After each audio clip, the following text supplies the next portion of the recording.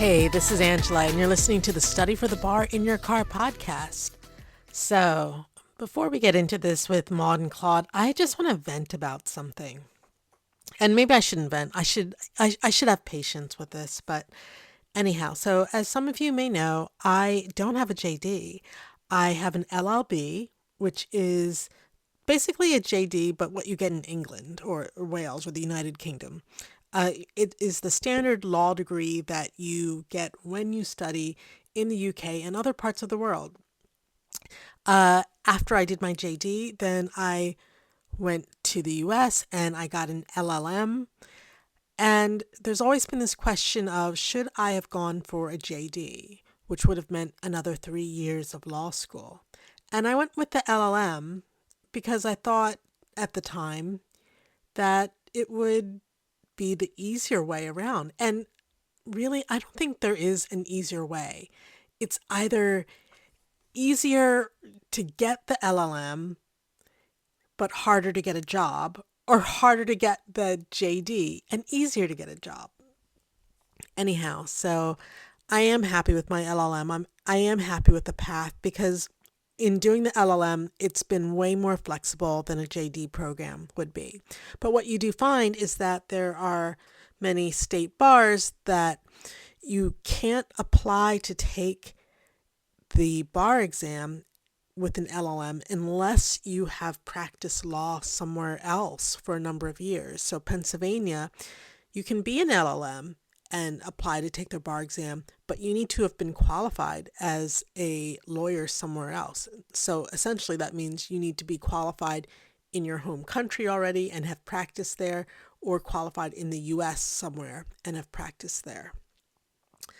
Anyhow, so I have decided to take the bar exam in Palau. Now I wasn't going to reveal this, but I picked Palau. There are a number of reasons, but all of those reasons might not be reasons that that will continue to exist. So it's sort of breaking news that Palau has now changed their bar exam criteria. So I applied to take their bar exam back in initially March. So because I don't have a JD, I had to apply for a waiver from the JD requirements. Now this is something LLMs can do in every state. You can apply for a waiver from the educational requirements. Whether or not the state will grant it, that's another matter. And often states are really reluctant to give waivers because if they do it for you, then they have to do it for so many other people. But there's some places that will grant it if you have the right education. So I applied for my waiver in March, and then I heard nothing for a month. And so I wrote to them and say, hey, did you get my application for the waiver? And they're like, oh no, we never got it. It's like, oh my gosh. So then I resent it and I said, hey, could you expedite this? Because 2 years ago when I applied for this waiver, you granted it, but you granted it 4 days before the application deadline. And whereas their application is not as onerous as some state bar applications, they only accept payment by check. And it is impossible to get a check from anywhere in the US to Palau in 4 days, unless you're directly flying there. So anyhow, they did, I guess they expedited it to their standard, which I don't know. I think island life things are a bit more laid back, but they expedited it. So in 3 weeks, I had a decision. I got the waiver. So then I applied. I sent all my application materials to Palau via FedEx. It was, it cost like $60 and still took 2 weeks to get there. Sorry, not FedEx, USPS. And so today I got an email to say, and today is, where are we? We are March 28th. So March 28th, I get an email that basically says they have a new bar exam committee. They've got new bar exam rules, and whatever rules I applied under back in April are no longer count.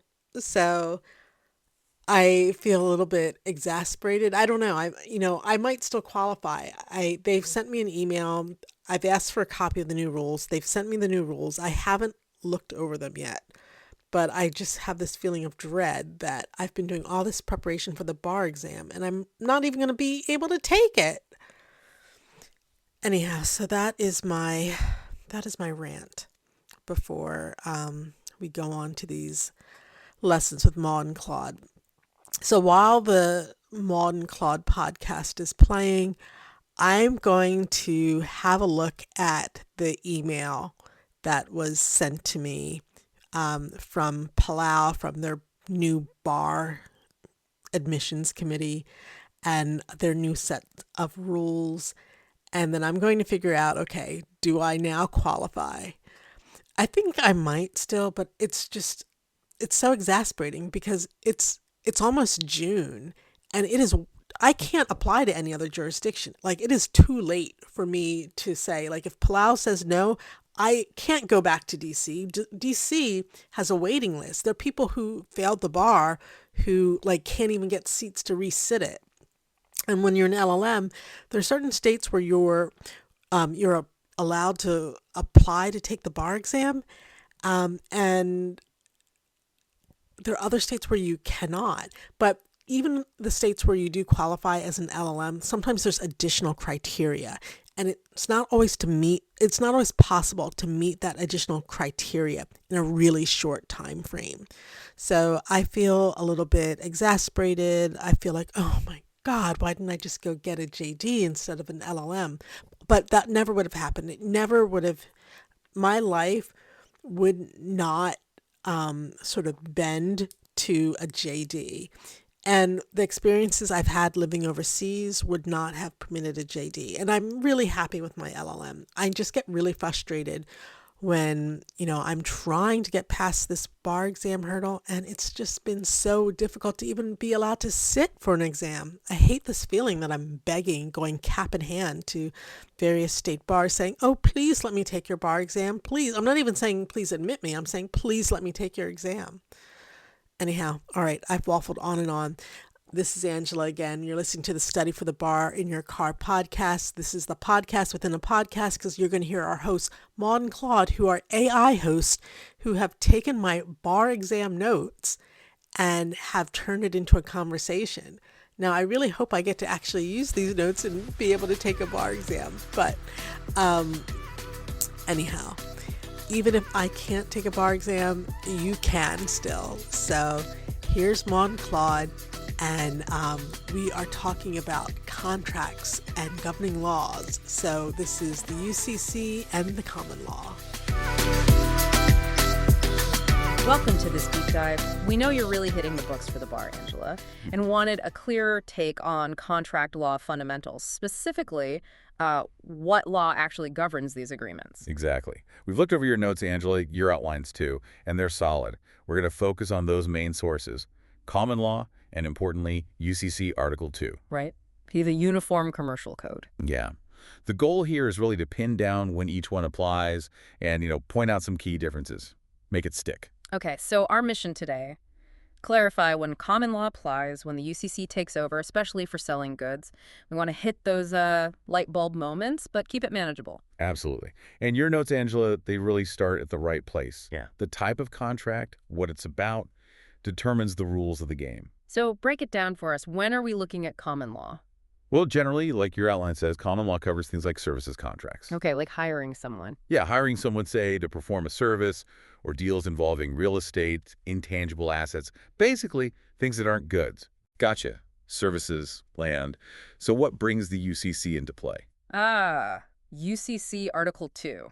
That's very specific. As you've noted, it governs contracts for the sale of goods. Goods. Okay, that sounds like the key word. It really is. So let's define that.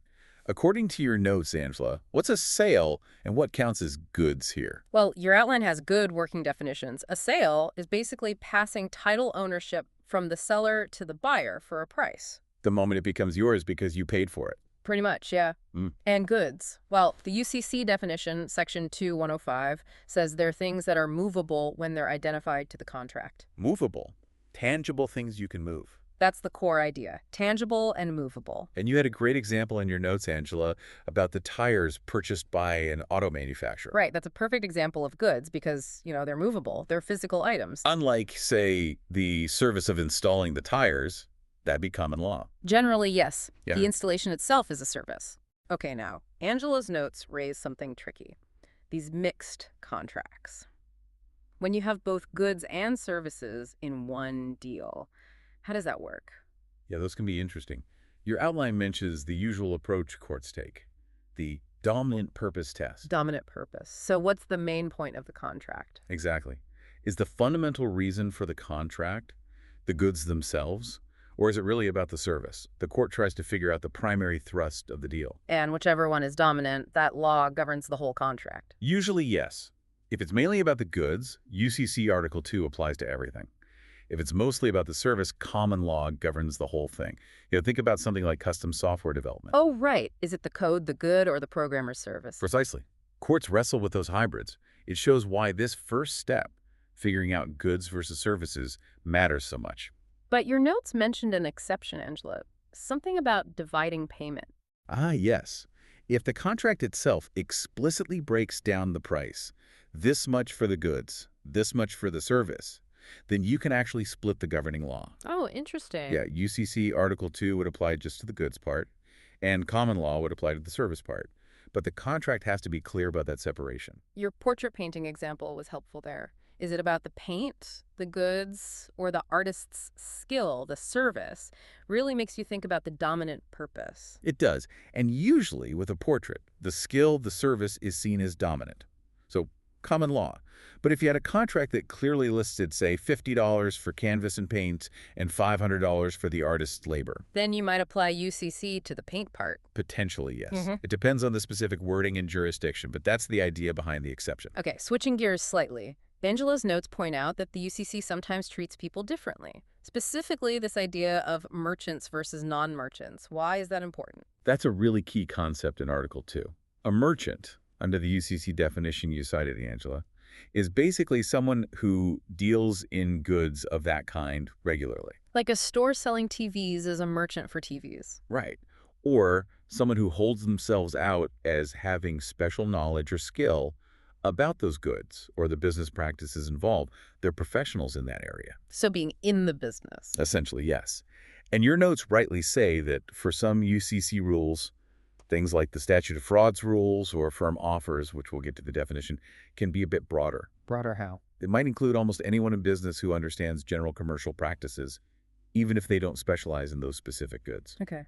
But sometimes the definition is narrower. Yes, definitely. For certain things, like the implied warranty of merchantability. Yeah.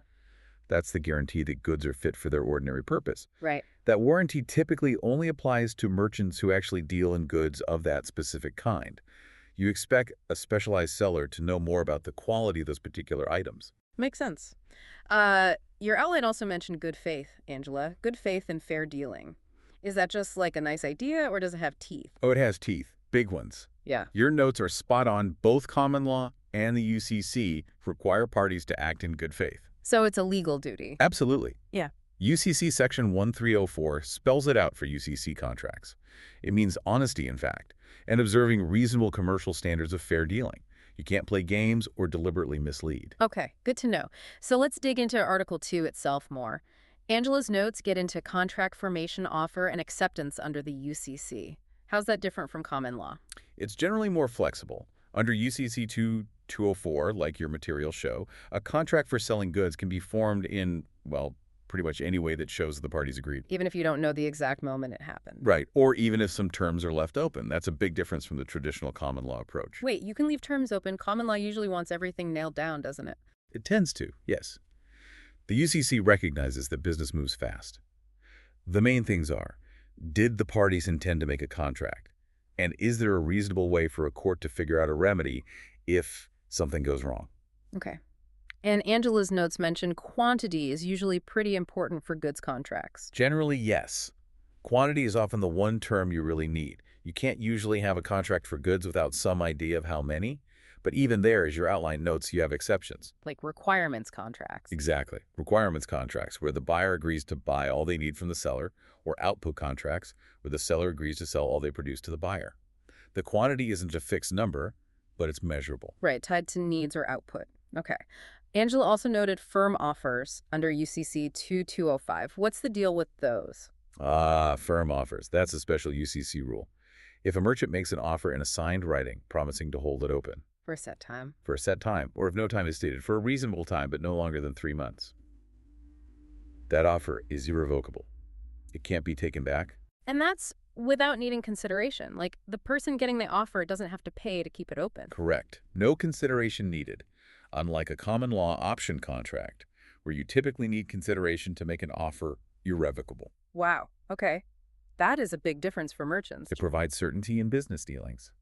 And your materials also touched on contracts formed by conduct under 2207, where maybe the paperwork doesn't match up perfectly, but everyone starts acting like there's a deal. Yeah, like they start shipping or paying. Exactly.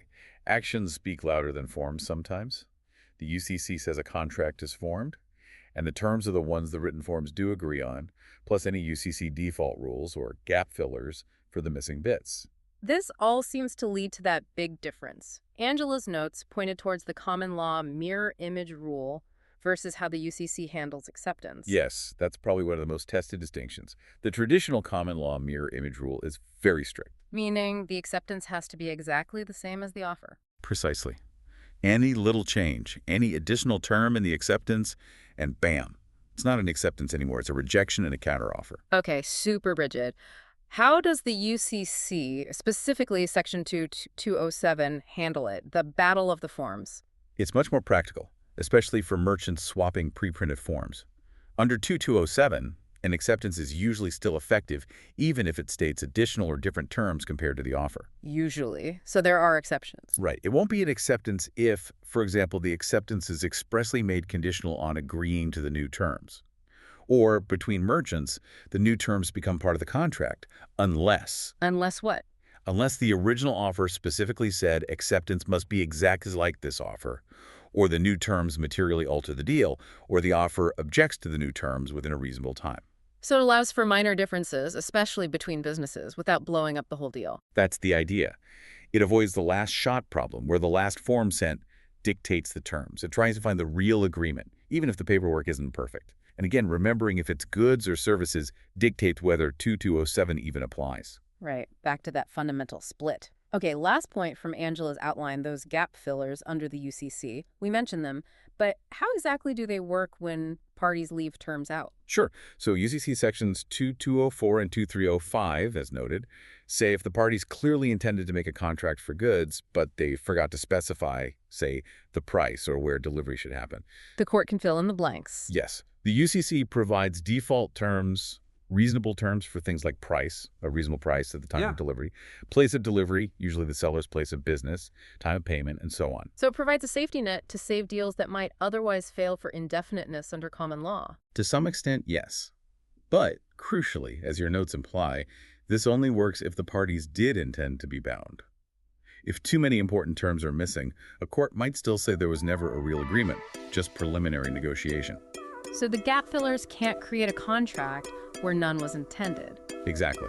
They fill gaps in an intended agreement. Common law sometimes implies reasonable terms too, but the UCC is much more explicit and detailed about these default rules for goods contracts.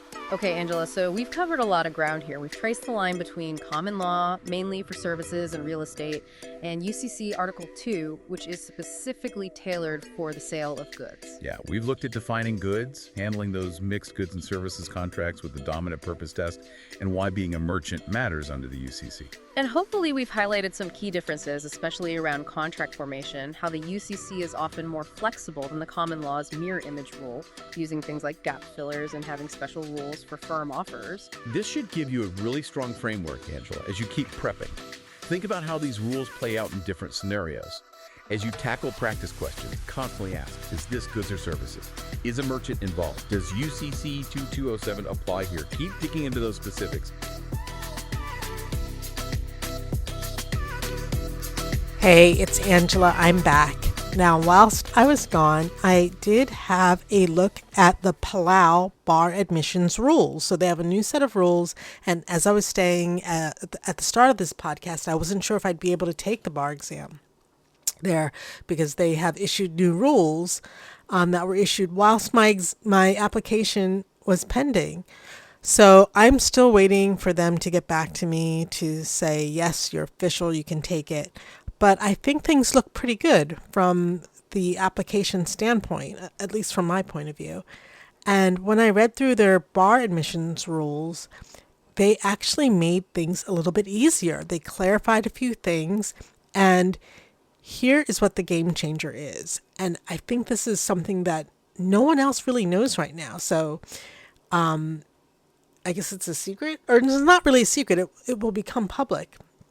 But in order to pass the bar exam in Palau, you only need a UBE score of 250. Hello, game changer, 250? Because previously, Alabama, and there are a few other southern states that have a 260 cut score, but 250 is totally a game changer because that's 10 points lower. Also, I was a hair's breadth away from passing there. So I'm super excited about, these rules. And also, I found out that you only need a written score or an essay score. So for the MEEs or the MPTs, you need a score of 65. And I just did the math, and I don't know why I hadn't done this before. I just hadn't figured it out. And I actually passed the essays. As bad as I did on the essays, it was still passing for Palau. So I'm going to ask to be exempted from the essay part of the Palau exam, which means that I am going to take the MPTs and I'm going to take the Palau part of the exam, and everything else I've passed. So, wow, my attorney dream is, I'm getting closer and closer to it. And so I'm having all sorts of feelings about this, and I'm excited and scared and thrilled and so much other stuff. In any case, so I hope you've enjoyed this podcast. Again, I'm not an attorney. I'm just a law student like you. I'm still trying to figure things out. If you need to reach me, you can email me at podcast@studyforthebarinyourcar.com. I also work as a law clerk. So if you are an attorney or you know an attorney who needs some ad hoc remote assistance, they can email me at hello@legalwriterandlawclerk.com. So that's it for now, and I will see you on the next episode.